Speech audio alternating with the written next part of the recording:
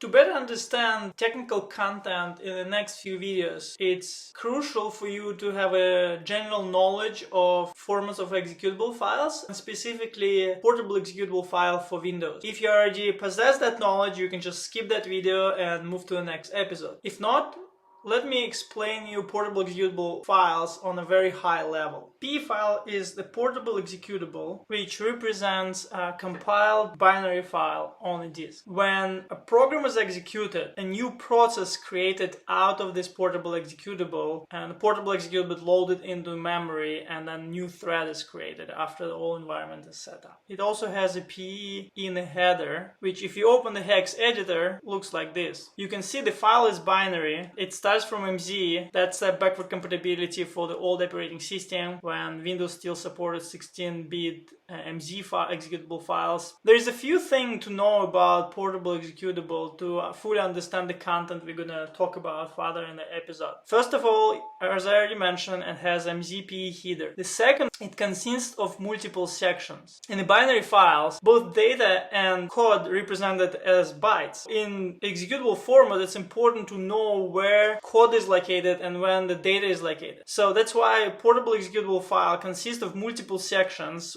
and each section has its own characteristics, such as is it executable section, what's the size of the section, is it read or is it write, and so on. Typical name in a Visual Studio, for example, for the sections would be text for executable, data for data section, and so on. When new process is created out of the binary, the file is not loaded into the memory as a whole blob as is. Instead, the loader is actually loading section by section, and when it allocates the memory, it respects the characteristics of each section. For example, if section text is executable but not writable, when the loader allocates the virtual memory for this section, it's going to allocate it with the characteristics executable and read-only. Another important attribute is that section on a disk not necessarily the same size as in a memory. For example, if you have a C++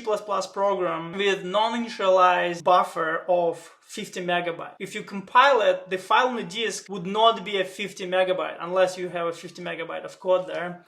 It would not be 50 megabyte. Instead, on a disk, the data section is going to be small.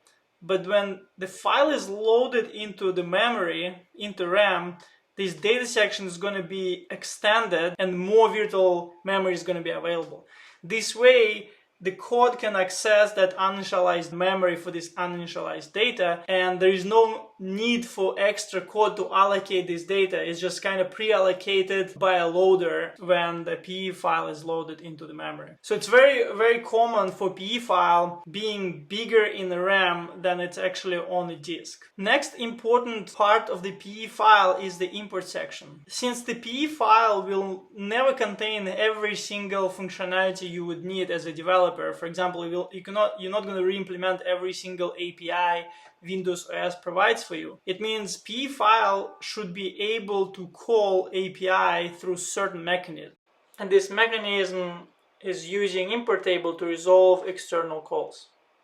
So when the code needs to call an API, instead of hard coding the address of API, because the compiler of the file would not actually know where API is located, it would create an instruction which calls indirect call of the certain address. And that instruction, for example, call, would be pointing to the import table in the same PE file. And when the file is on the disk, that import table will contain a description for the loader what APIs it actually needs. So the import table would contain a list of APIs which the Windows loader would need to resolve when the file is loaded. When the file is loaded, the loader would substitute the names of APIs with actual addresses of those APIs in the DLLs, which also loaded into virtual memory. So that call which we had in the binary, it would reference to the import table and use the address in the import table to call the function outside of the PE, somewhere in the system DLL. So that's another important aspect you need to know about PE.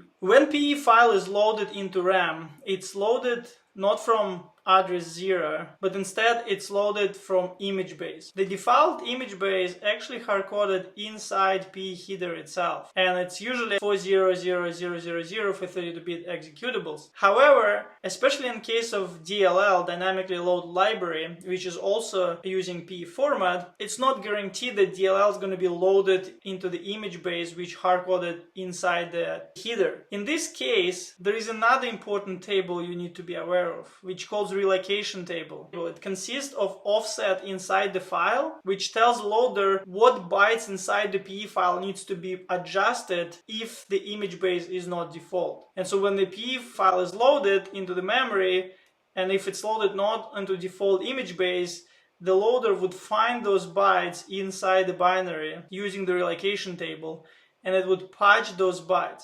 The reason is because PE file is not position-independent format. It's compiled in a way to be ready to be loaded into a certain image base, and if it's not loaded in that predefined default image base, the code needs to be patched to make the code valid. What was very typical for 32-bit operating systems, that the binaries which are not DLL would be compiled with no relocation table, meaning the only image base they could be loaded is 40000 or default image base. Every portable executable would contain entry point, and when the file is loaded and fully initialized, Windows would create a first thread and the start execution from the entry point. That's why when you open the PE format in a hex editor or in the disassembler, the first address it will show you, or the first instruction it will show you usually, is instruction of the entry point. When you analyze portable executable file, it's very typical to start your analysis from looking at the entry point and then unroll the file by disassembling the instructions and seeing how functions related to each other